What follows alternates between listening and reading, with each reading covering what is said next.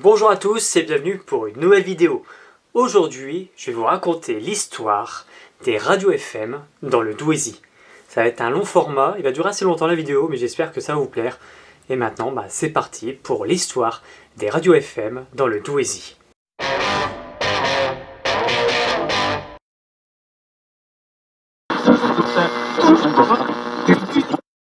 Dans les années 1970, la bande FM commence à se développer en France, comme une alternative à la bande AM. Le territoire du Douaisis commence donc à connaître les radios libres un peu plus tard, mais avec un léger décalage par rapport à Paris et même à Lille. À l'époque, la radio est encore largement contrôlée par l'État à travers l'ORTF, puis Radio France après 1975.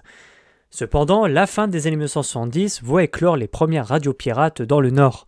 Dans le Douaisis, quelques passionnés commencent à émettre en toute illégalité, bricolant des émetteurs artisanaux pour diffuser de la musique pop-rock, de la variété française ou des émissions communautaires, comme en 1978 avec Radio Marchienne, en 1979 avec Oisier Radio Collège à Oisier, et le plus connu, Radio Quinquin à Auby.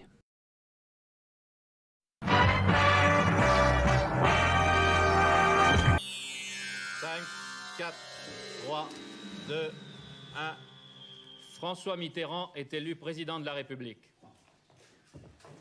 En 1981, avec l'élection de François Mitterrand, le gouvernement autorise donc la libéralisation des ondes. C'est un tournant majeur.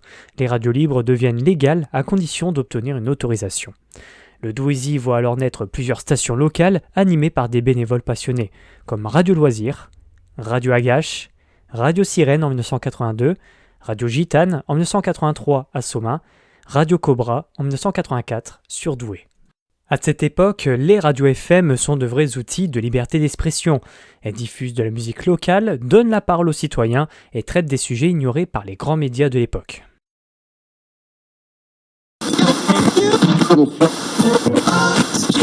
La Haute Autorité puis la Commission nationale de la communication et des libertés sont créées pour réguler le paysage radiophonique. En 1989, le CSA, le Conseil supérieur de l'audiovisuel, prend le relais. De nombreuses petites radios du Douaisis ferment, comme Radio 1 qui s'installera sur la place d'Armes de Douai en 1984 pour quelques mois, Radio Cobra en 1987, ou fusionnent comme Radio Agache avec Radio Club face aux contraintes techniques et économiques. D'autres mieux structurées se professionnalisent, comme Radio Loisirs qui devient Radio Scarpe Sensée et Radio Marchienne qui devient RTD, Radio-Télévision Douaisis. Fun Radio, toujours et encore plus fort.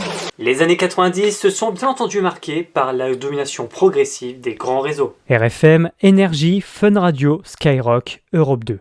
Ces stations s'implantent dans le Douaisis grâce à des fréquences locales, parfois en remplacement de radios indépendantes, comme beaucoup malheureusement cessent d'émettre, comme RTD en 1996, Radio Quinquin et Radio Sirène en 97, RVN en 98 et WRC en 1999. Malgré cette vague, certaines radios locales tiennent bon, dont une. Toujours active, en développant des ateliers radio pour les jeunes et des partenariats avec des structures sociales et éducatives.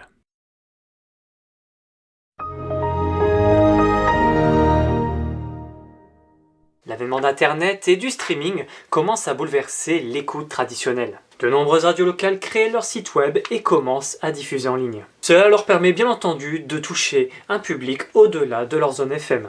Petite parenthèse, durant cette période-là, souvenez-vous de Radio Gladys à Le Forêt. Bon ok, c'était à quelques mètres du Douaisis. Il aura tenu 32 ans, de 1981 jusqu'au 31 août 2013 à 20h30. On peut également citer la radio RFM qui avait son propre studio de radio, anciennement dans les locaux de Radio 1 puis CFM sur la place d'Armes de Douai. En tout cas, j'en garde un très bon souvenir avec l'équipe d'RFM, comme cet extrait vidéo de 2014.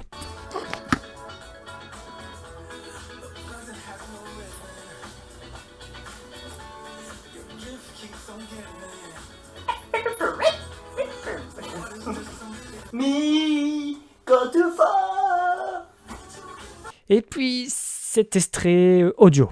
Bon, m'en voulez pas, j'avais 17 ans, j'étais jeune. La météo maintient du beau temps chaud, les températures de 26 à 30 degrés. Oui, là, c'est gênant.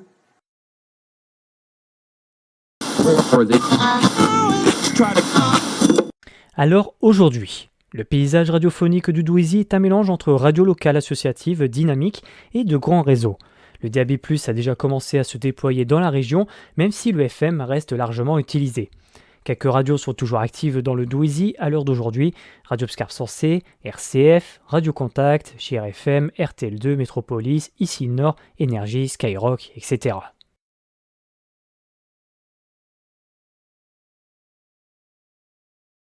L'histoire des radios FM dans le Douaisis est une histoire de passion, de résistance et d'adaptation. Nées dans l'ombre des radios libres, ces voix locales ont su évoluer avec le temps, conservant leur rôle de lien social et culturel au cœur d'un territoire, fier de son identité. J'espère que cette vidéo vous aura plu, on se retrouve très vite pour une prochaine vidéo, prenez soin de vous, à plus tard, ciao ciao, salut.